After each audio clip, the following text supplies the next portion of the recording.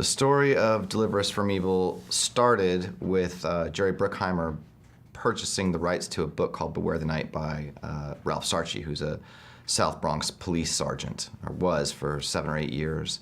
And in the book, he talks about his experiences both as a cop in one of the most dangerous districts of crime in the country, but also his gradual involvement in investigating cases of the paranormal. And those investigations eventually led him to becoming an assistant to an exorcist. True story. There's a real difference between the scariness of an exorcism film and the scariness of any other kind of horror film. Slasher movies are scary because there are real killers in the world. We have an innate fear of that. I understand that. Most monster movies are based on things that are completely fictitious. There are no such thing as real vampires. There are no werewolves. Most monster movies are based on things that are not real phenomenon. Exorcisms are real. You know, they happen. They happen often. And no matter what you think about them, they're fascinating. They're frightening. I've read a lot of documentation of cases and seen videotape of a lot of cases, and they're incredibly disturbing and they're incredibly compelling. And so I think that there's an inherent interest and fascination in the connection that these kinds of films have to a real phenomenon in the world, and you have to reckon with what's behind it. And I'm not really interested in trying to propagate, you know, people's belief in the reality of demons or not, but I do think that the phenomenon of exorcism is something that people need to take seriously because it's a real thing in the world and it changes people's lives when it happens. Deliver Us from Evil is the story of Ralph Sarchie, a South Bronx police sergeant, an undercover cop who investigates real crime in the streets of New York based on a real guy. And through a series of particular cases, he began to discover paranormal activity in the Bronx. And because of that, he became connected to a priest by the name of Father Mendoza, who started to help him understand the nature of the phenomenon that he was dealing with. And that process led them to the pursuit of a single individual who's demon-possessed.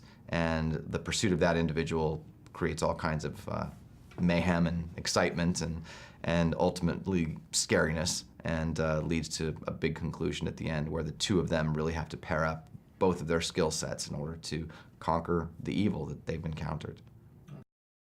The movie captures what happened to Ralph Sarchie in his movement from being a lapsed Catholic and a complete skeptic about the paranormal, about evil, about the demonic.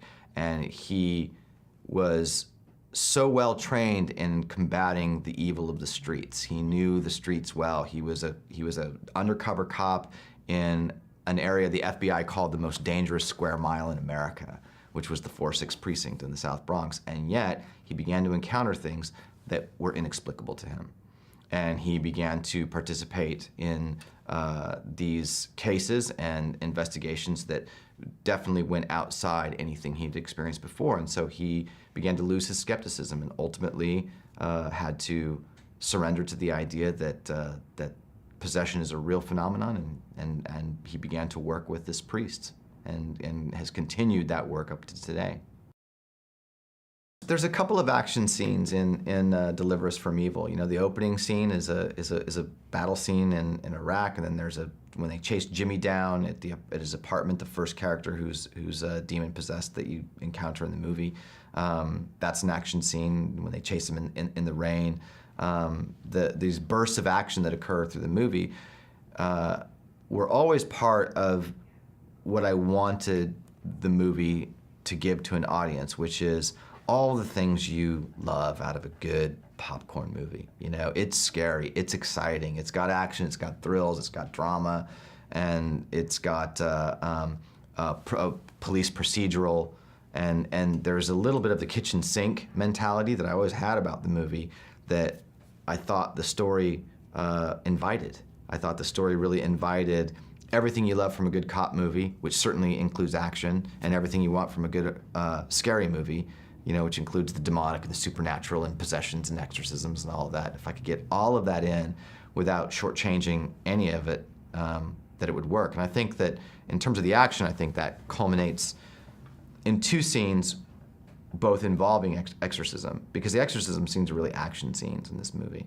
The first one being in the basement of a building when Mendoza first encounters Jimmy and begins an exorcism ritual on him. Meanwhile, Butler, Joel McHale's character, is in about a 4-minute knife fight with a possessed guy, Santino, and I just think that's just the stuff of good movie watching, you know.